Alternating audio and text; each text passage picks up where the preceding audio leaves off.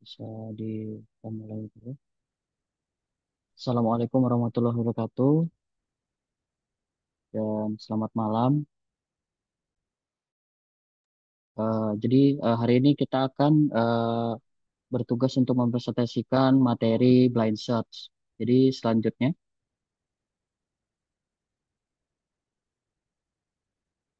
eh, di kelompok kami, kelompok AMD ada anggota tim. Saya sendiri Muhammad Ismail, Sandi Wijaya, Michael Karis, Heru, dan Agustin Shirley. Selanjutnya. Jadi yang pertama saya akan menjelaskan Muhammad Ismail NIM 2141039. Jadi blind search dalam bahasa Indonesianya adalah pencarian buta dalam kecerdasan buatan. Itu sering juga disebut eh, sebagai uniform search. Adalah suatu metode pencarian dalam kecerdasan buatan yang dilakukan tanpa memiliki informasi tambahan mengenai struktur ruang masalah atau jarak menuju tujuan. Jadi bisa dibilang metode yang diberikan dalam kecerdasan buatan ini adalah pencarian masalah tanpa menambahkan informasi tambahan. Jadi kecerdasan metode metode ini bisa dibilang bekerja sendiri dalam menemukan solusi. Jadi algoritma ini bekerja dengan menjelajahi semua kemungkinan jalur secara sistematis tanpa memprioritaskan satu jalur atau jalur lainnya berdasarkan informasi heuristik. Nah, next, selanjutnya, oke. Selanjutnya kita ada jenis-jenis blind search.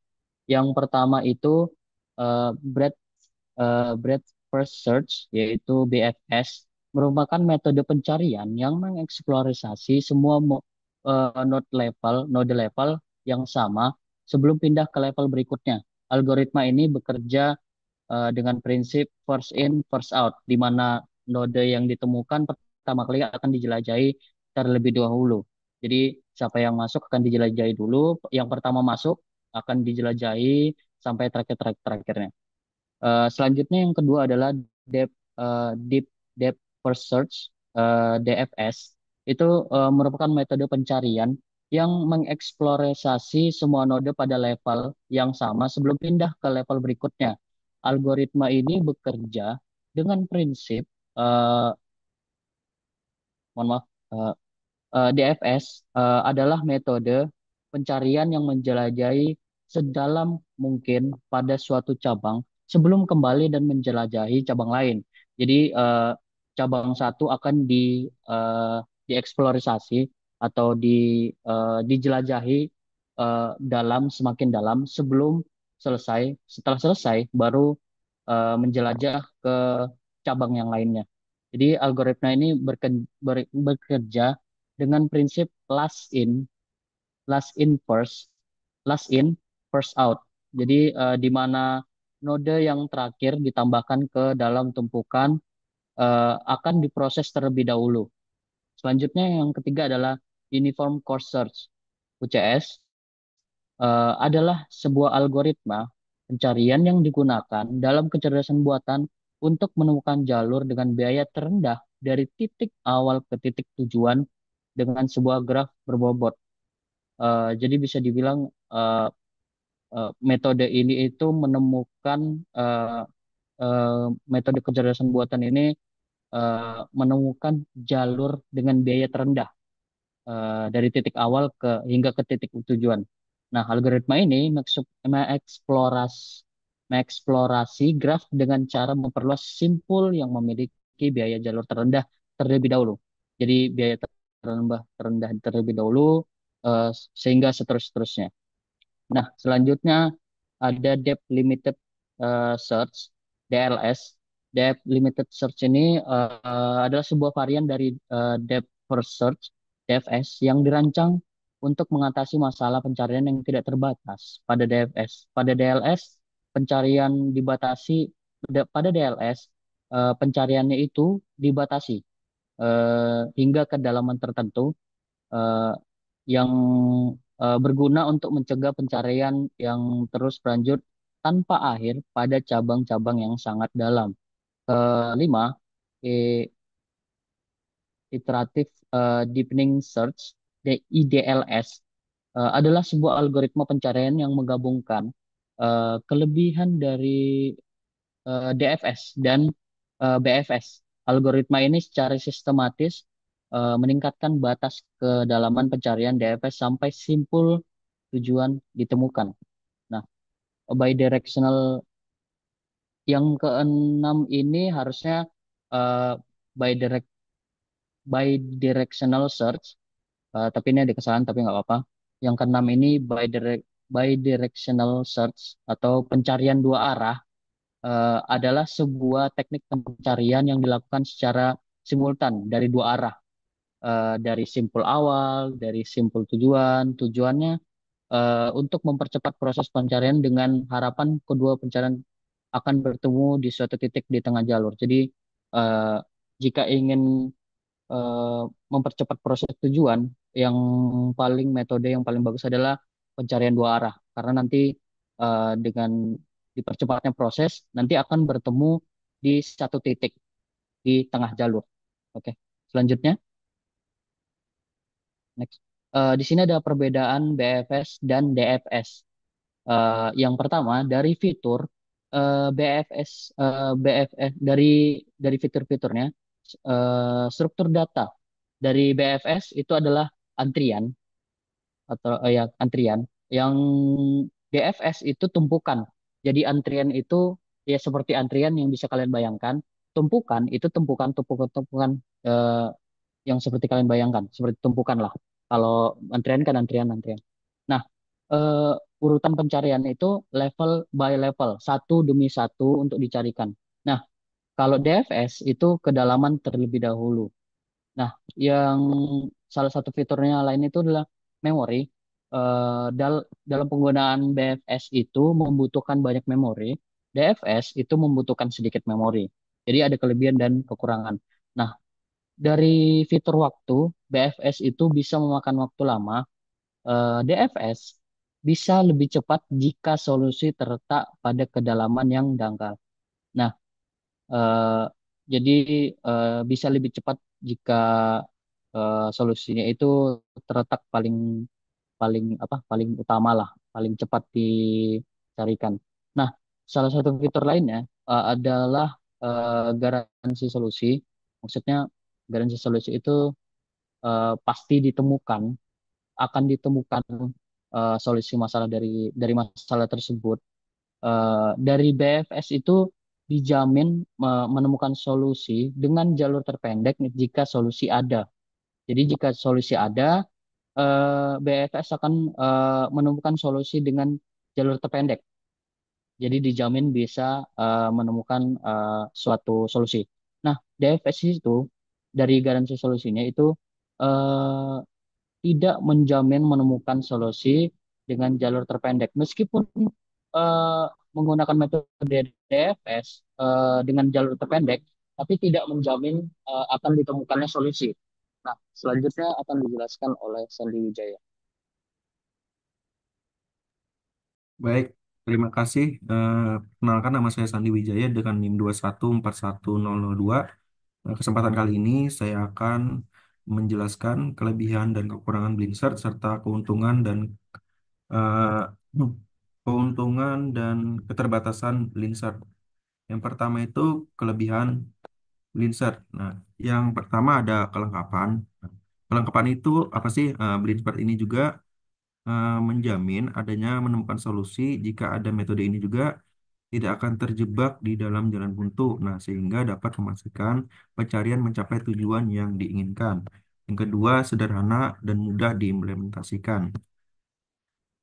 Algoritma seperti BFS dan DFS ini mudah dipahami dan juga diimplementasikan menjadikan pilihan yang baik untuk masalah yang sederhana.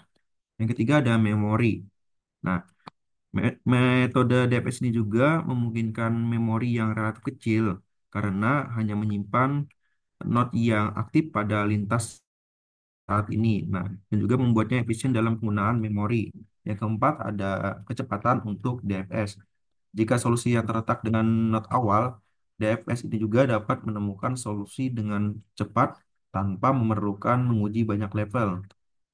Selanjutnya, kekurangan blind search. Yang pertama itu kompleksitas waktu dan memori untuk BFS. Nah, BFS ini juga membutuhkan memori yang sangat besar, yang harus menyimpan semua node dalam pencarian dan waktu yang dibutuhkan. Nah, untuk menemukan solusinya bisa sangat lama. Nah, terutama pada pohon pencarian yang dalam. Yang kedua ada tidak optimalnya. Blizzard ini juga tidak menjamin bahwa solusi yang ditemukan adalah solusi yang terbaik atau yang tercepat. Dalam kasus tertentu, solusi pertama yang ditemukan mungkin bukan jalur terpendek ke tujuan. Selanjutnya ada keterbatasan dalam DFS. Nah, meskipun DFS ini juga efisien dalam hal memori, ada kemungkinan yang tidak menemukan tujuan yang diharapkan jika algoritma terjebak dalam siklus yang atau jalur yang salah. Selanjutnya, nomor 4 ada hanya satu solusi. Dalam banyak kasus, DFS ini juga hanya menghasilkan satu solusi untuk setiap pencarian, tanpa mempertimbangkan alternatif lain yang mungkin lebih baik. Next, selanjutnya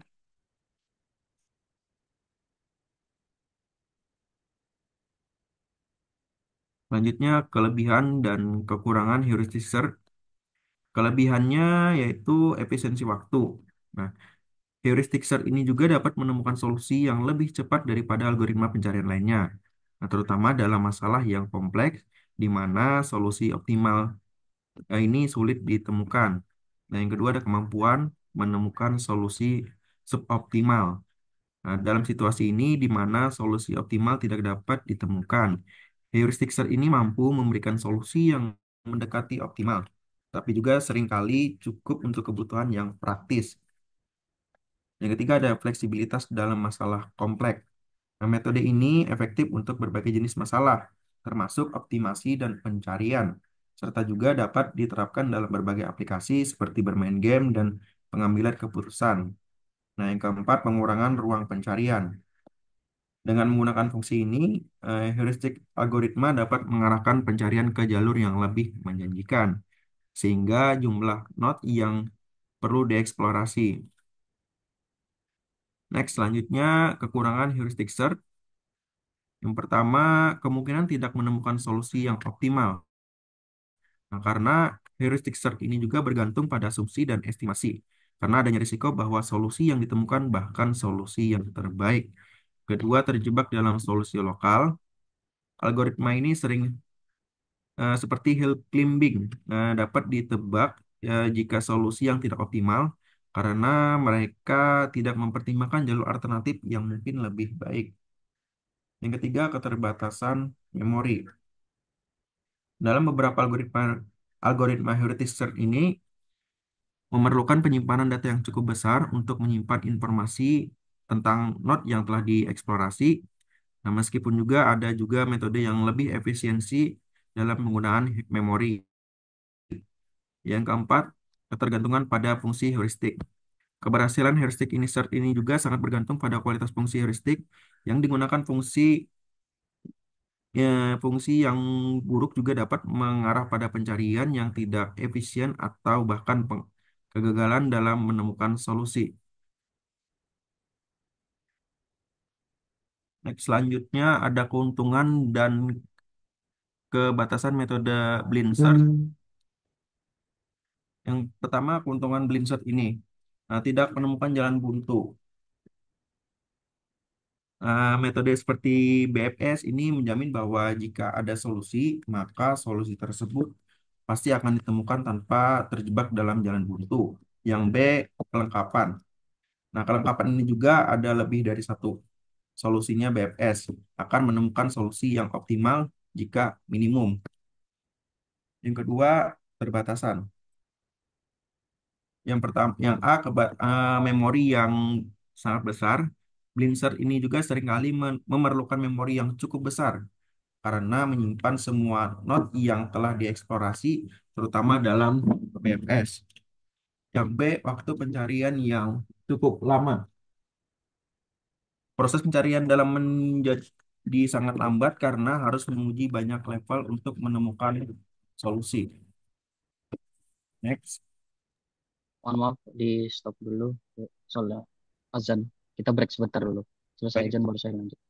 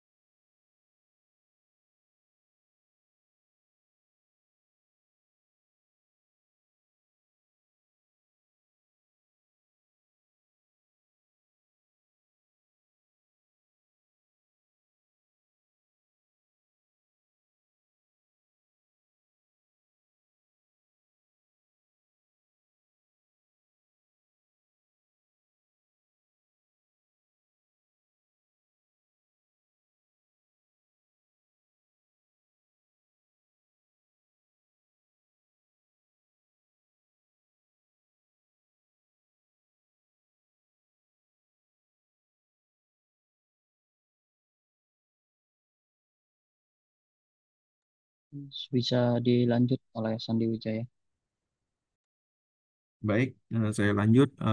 Selanjutnya keuntungan heuristic search ini yang pertama efisiensi dalam pencarian. Nah, heuristic search ini memungkinkan fungsi heuristik untuk mengevaluasi dan memilih jalur yang lebih menjanjikan. Nah, sehingga dapat mengurangi waktu pencarian yang secara signifikan.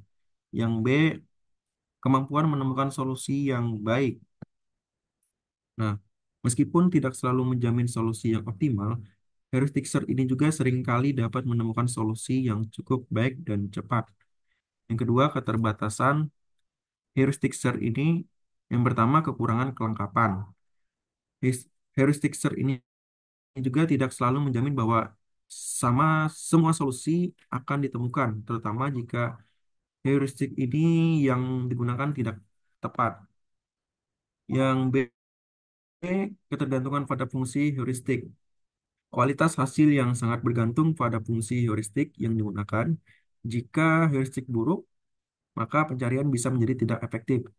Jadi, kesimpulannya, dalam memilih antara blind search dan heuristic search ini penting untuk mempertimbangkan jenis masalah yang dihadapi. Blind search ini lebih cocok untuk situasi di mana kelengkapan dan jaminan menemukan solusi adalah prioritas yang utama.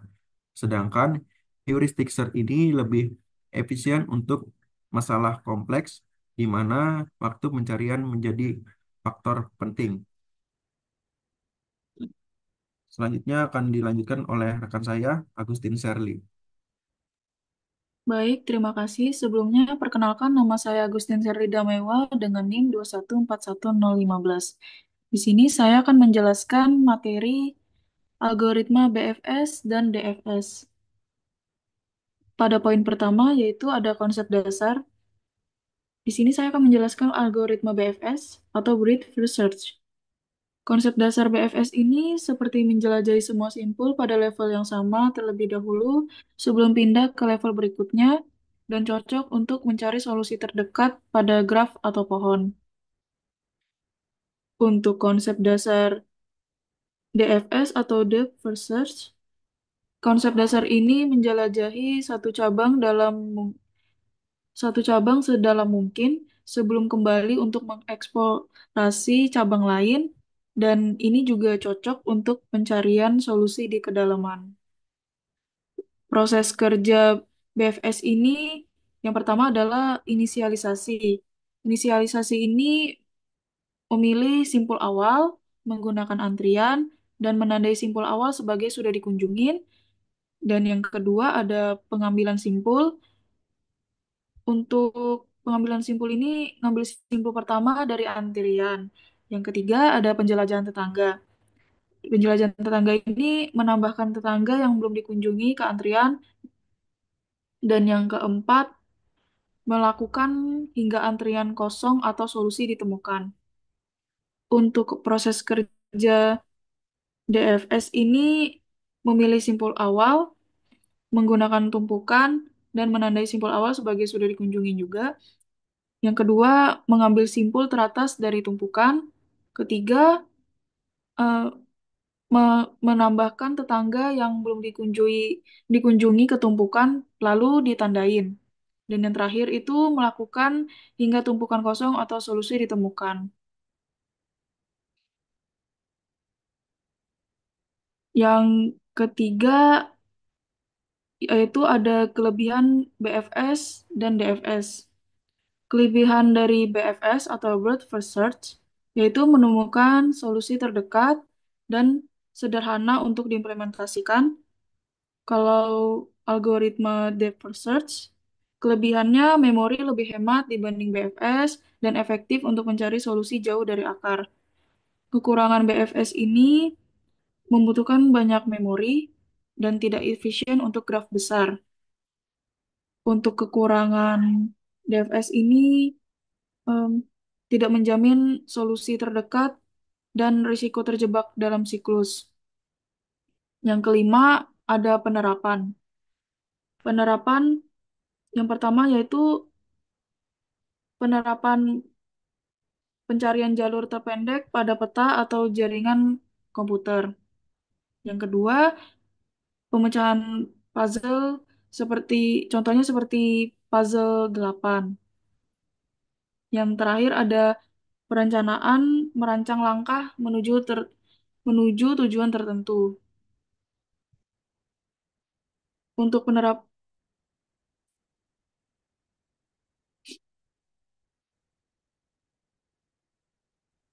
eh, untuk penerapan DFS, pencarian jalurnya itu menjelajahi struktur direktori. Yang kedua, analisis graf seperti deteksi siklus atau komponen terhubung.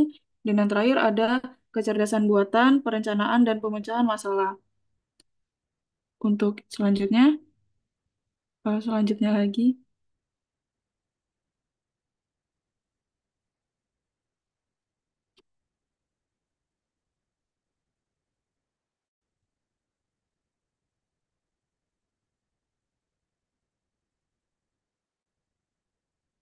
mate halaman selanjutnya, Mas.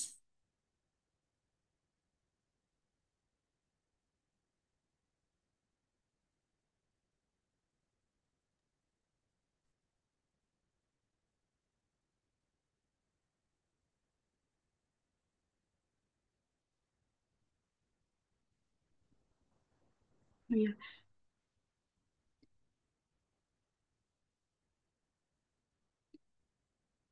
Untuk slide selanjutnya ini perbandingan BFS dan DFS. Untuk aspek BFS ini strategi pencariannya level demi level. Kalau DFS menyelam sedalam mungkin. Untuk memori solusi, BFS ini boros untuk graf besar menjamin solusi terdekat.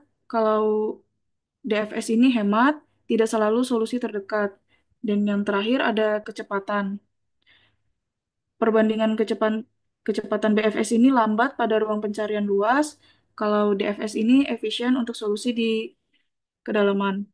BFS dan DFS memiliki keunggulan masing-masing. Pemilihan algoritma tergantung pada sifat masalah dan kebutuhan spesifik. Untuk materi selanjutnya akan dibahas oleh rekan saya yaitu Michael Karis. Oke, tes terdengar ya. Sebelumnya terima kasih. Saya Michael Karis Tandia Manurung dengan NIM 21021 akan membahas mengenai kasus penggunaan dan studi kasus dan search. Ya, misalnya kita ambil kasus penggunaan dari permainan teka-teki, egg puzzle, egg puzzle. Jadi permainan ini kan adalah teka-teki yang terdiri dari 9 kotak, di mana 8 kotak berisi ubin dan 1 kotak kosong. Ya, permainan ini dengan bertujuan untuk mengatur ubin dalam urutan tertentu dengan memindahkan ubin ke kotak yang kosong. Nah, kita dapat menggunakan metode blind search ya dengan algoritma BFS atau Breadth First Search ya untuk menyelesaikan teka-teki ini, di mana misalnya kalau kita menggunakan BFS ini itu dapat bekerja dengan menjelajahi semua kemungkinan konfigurasi dari puzzle secara sistematis, mulai dari posisi awal. Ya, dengan menggunakan BFS ini kita dapat menemukan urutan langkah minimum yang diperlukan untuk mencapai konfigurasi tujuan. Ya. Kemudian juga kita bisa juga ambil kasus penggunaan permainan teka-teki dari maze atau labirin. Ya, permainan yang jenisnya itu struktur yang terdiri dari jalur dan dinding, di mana tujuannya adalah itu untuk menemukan jalan keluar dari titik awal ke titik akhir. Nah, kita dapat menggunakan metode Blast ini menggunakan algoritma BFS ataupun DFS ya untuk menemukan jalan keluar dari labirin. Nah, misalnya dari BFS, ya kita perlu menjelajah semua jalur yang mungkin secara sistematis. Nah, sedangkan kalau kita menggunakan DFS itu akan menjelajahi jalur hingga mencapai ujung sebelum kembali dan mencoba jalur lain. Ya, keduanya dapat menemukan jalan keluar, tetapi ya BFS lebih baik karena dapat menemukan jalur terpendek. Next. Oke. Selanjutnya, kasus penggunaan misalnya dari masalah dengan ruang pencarian yang tidak diketahui. Kita ambil contoh dari navigasi robot di lingkungan yang tidak dikenal. Ya, misalnya dalam situasi di mana robot harus menjelajahi lingkungan yang baru, yang tidak dikenal, seperti ruangan baru atau area luar ruangan, ya robot perlu membangun peta dan menemukan jalur yang aman. Ya, kita menggunakan metode blind search dengan ya menggunakan BFS atau DFS. Itu robot itu dapat secara bertahap menemukan jalur yang aman dan menghindari rintangan. Ya, karena metode ini dapat memungkinkan robot untuk menjelajahi area yang tidak diketahui tanpa memerlukan informasi sebelumnya tentang lingkungan. Ya, kita juga bisa menggunakan contoh kasus selanjutnya itu bisa menggunakan pencarian jalur dalam jaringan. Ya, misalnya dalam konteks jaringan komputer atau jaringan transportasi yang seringkali kita perlu menemukan jalur terpendek antara dua titik, tetapi informasi tentang topologi jaringan mungkin terbatas. Ya, dengan menggunakan metode blind search, kita dapat menggunakan untuk menemukan jalur terpendek yang meskipun informasi yang tersedia terbatas. Misalnya, algoritma BFS dapat digunakan untuk menjelajah semua kemungkinan jalur dari titik awal ke titik tujuan. Ya, meskipun tidak seefisien algoritma pencarian terarah yang menggunakan heuristik itu, namun metode ini dapat menjamin menemukan jalur jika ada. Selanjutnya akan dijelaskan oleh teman saya, Heru Kurniawan. Baik, terima kasih untuk Mas Garis. Selanjutnya, perkenalkan saya Heru Agus Kurniawan, NIM 2341906. Pada slide ini saya menjelaskan mengenai pencarian jalur dalam graf, yaitu yang disingkat BFS. Untuk pengaplikasiannya, untuk BFS digunakan untuk menemukan jalur terpendek dalam graf tak berbobot. Misalnya, jaringan sosial untuk menemukan koneksi terdekat antara dua orang. Nah, prosesnya BFS mengeksplorasi semua simpul atau node pada tingkat yang sama sebelum beralih ke simpul tingkat berikutnya, sehingga menjamin penemuan jalur terpendek dalam graf tak berbobot. Kemudian contoh nyatanya, misalnya di Google Maps, BFS dapat digunakan untuk menemukan jalur terpendek dalam grid ketika misalnya untuk pencarian jarak atau pertimbangan. Next. Nah, untuk menggunakan metode blind search, ada beberapa tantangan yang ada di sini. Ada 5 tantangan. Yang pertama yaitu ukuran dan ruang pencariannya. Jadi yang tantangannya itu karena dia membutuhkan memori yang besar. Kemudian untuk eksponensialnya, dalam banyak kasus, terutama yang melibatkan graf atau pohon besar, jumlah kemungkinan yang harus dieksplorasi dapat tumbuh secara eksponensial, misalnya dalam permainan catur. Jadi langkah untuk tahap berikutnya itu ada beberapa ratusan atau langkah potensi berikutnya gitu. Kemudian yang selanjutnya ada branching faktor atau tingkat percabangan yang tinggi. Setiap simpul node menghasilkan banyak cabang sehingga memperbesar ruang pencarian. Yang keempat ada time complexity. Pencarian buta tidak memiliki mekanisme untuk menghindari eksplorasi jalur yang tidak produktif, sehingga waktu yang dibutuhkan bisa sangat lama. Misalnya jika algoritma band search harus menjelajahi jutaan jalur sebelum menemukan solusi. Proses ini bisa menjadi sangat tidak efisien. Yang kelima ada depth of search, kedalaman pencarian yang diperlukan untuk menemukan solusi juga bisa sangat besar terutama jika solusi berada jauh dari akar pohon pencarian. Kemudian next, berikutnya.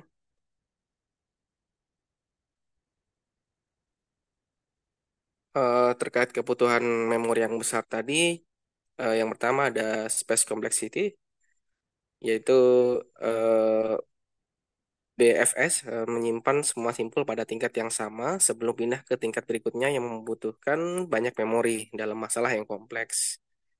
Ini bisa berarti perlu penyimpanan jutaan simpul sekaligus gitu. Kemudian ada memory overhead, penyimpan informasi tambahan seperti jalur sudah ditempuh, simpul yang sudah dikunjungi juga membutuhkan memori besar. Hal ini menjadi masalah misterius atau masalah serius pada perangkat dengan keterbatasan memori. Kemudian yang ketiga, DFS, memory usage. Meskipun DFS umumnya membutuhkan lebih sedikit dibandingkan BFS, karena hanya menyimpan jalur saat ini, namun bisa menjadi tidak efisien dalam hal waktu jika solusi berada jauh di salah satu cabang pertama yang dieksplorasi. Kemudian ada duplicate nodes. Lancer tidak memiliki cara untuk menghindari duplikasi simpul kecuali ada mekanisme eksplisit untuk mendeteksi dan menghindari simpul yang sudah dikunjungi, yang berarti konsumsi memori bisa meningkat tanpa batas. Yang kelima ada heuristik. Meskipun Blizzard tidak menggunakan heuristik, penggabungan heuristik dapat membantu mengurangi ruang pencarian dan kebutuhan memori dengan memprioritaskan jalur yang lebih menjanjikan.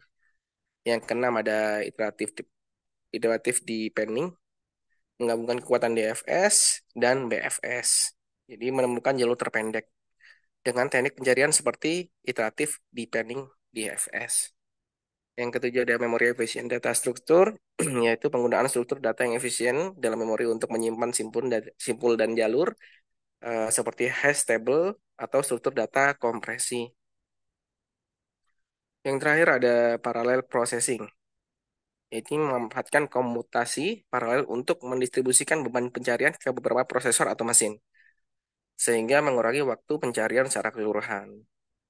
Nah, meskipun metode Blanchett menghadapi banyak tantangan, pemahaman tentang keterbatasan ini dan penerapan strategi yang tepat dalam membantu pengelola dan mengurangi dampaknya. Jadi kesimpulannya, Blanchett adalah metode pencarian dasar dalam kecerdasan buatan yang berguna untuk memahami konsep secara umum. Meskipun sederhana, juga memiliki keterbatasan dalam menghadapi masalah yang kompleks. Untuk mengatasi keterbatasan ini, algoritma pencarian heuristik yang lebih canggih perlu digunakan. Next. Baik, terima kasih untuk presentasi tim-tim yang sudah presentasi dan untuk teman-teman silahkan masuk kepada sesi tanya jawab dan mungkin bisa dibantu untuk diketikkan juga di chatnya. Saya kembalikan ke Mas Ismail, silahkan Mas.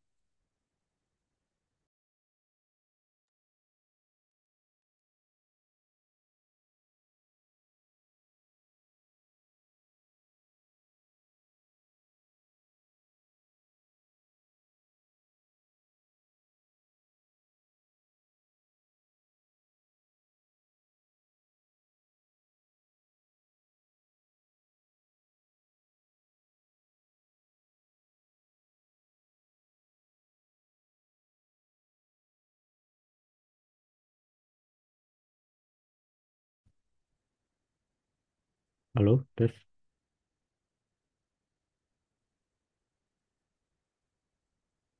Apakah suara saya terdengar?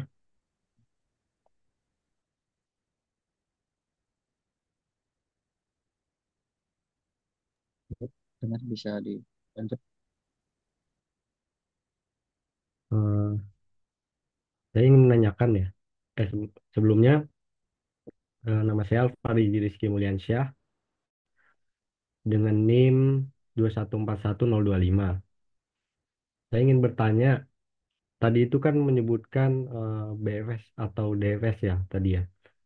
Eh, nah, walaupun itu sudah menggunakan alur pencarian terpendek, tapi tidak menemukan solusi, ya.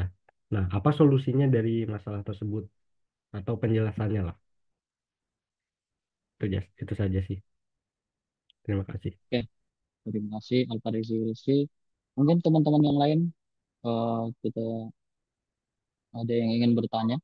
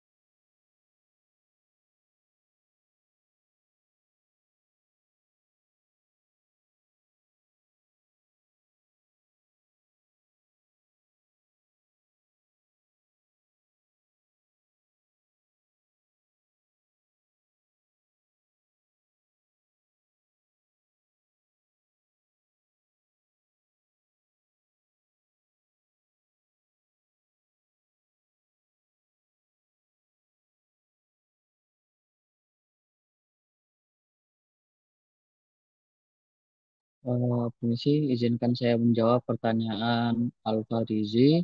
Nama saya Muhammad Ismail, NIM 2141039. Jadi, kita perlu memahami kenapa BFS atau DFS belum menemukan solusi.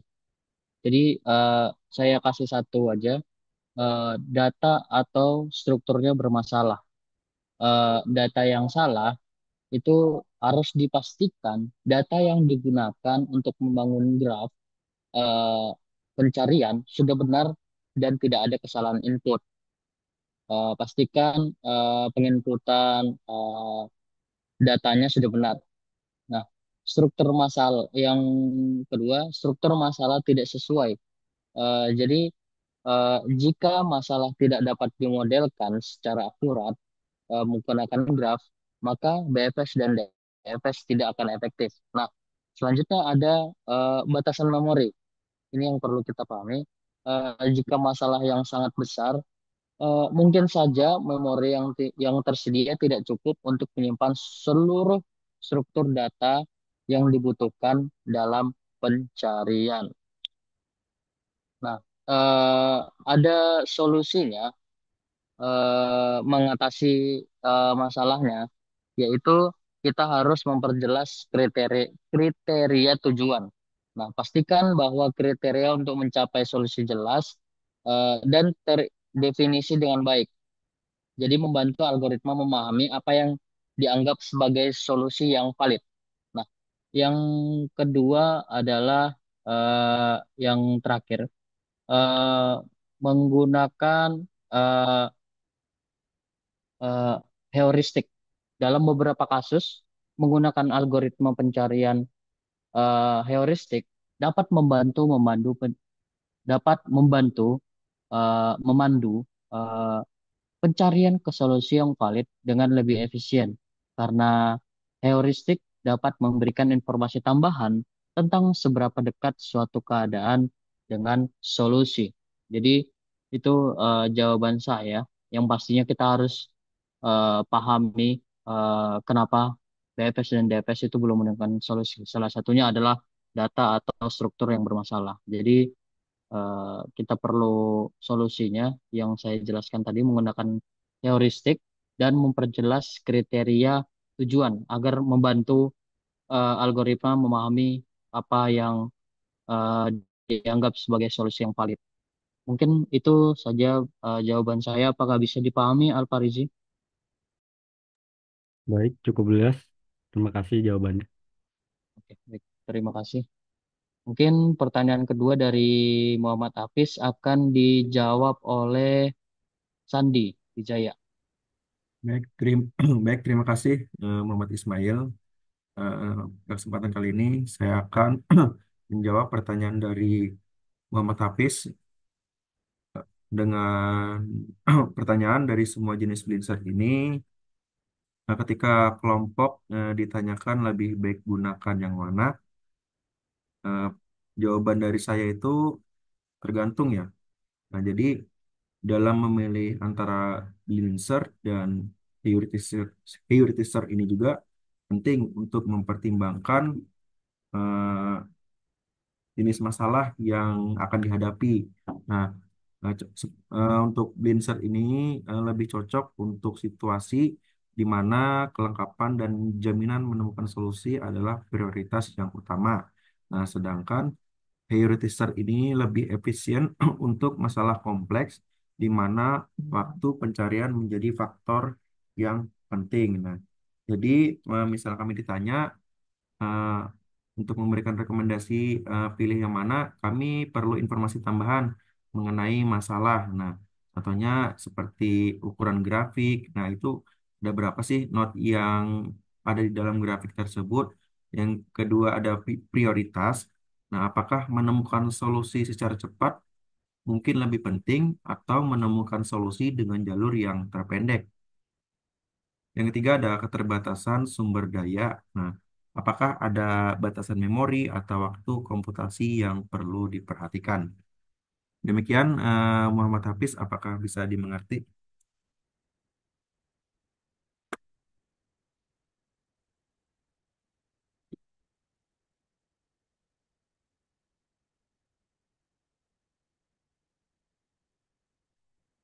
Baik, terima kasih.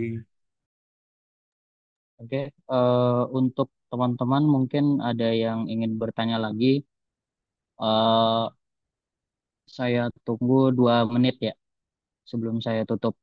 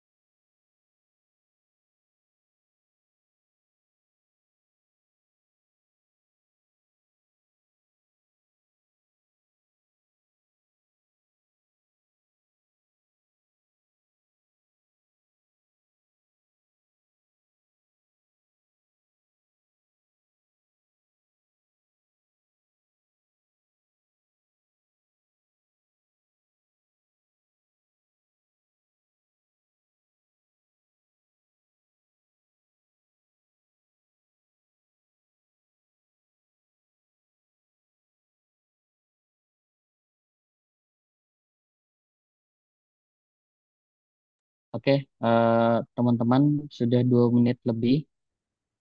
Tidak ada yang ingin bertanya lagi. Saya tutup dengan kesimpulan. Sebelum saya tutup, saya akan menjelaskan kesimpulan.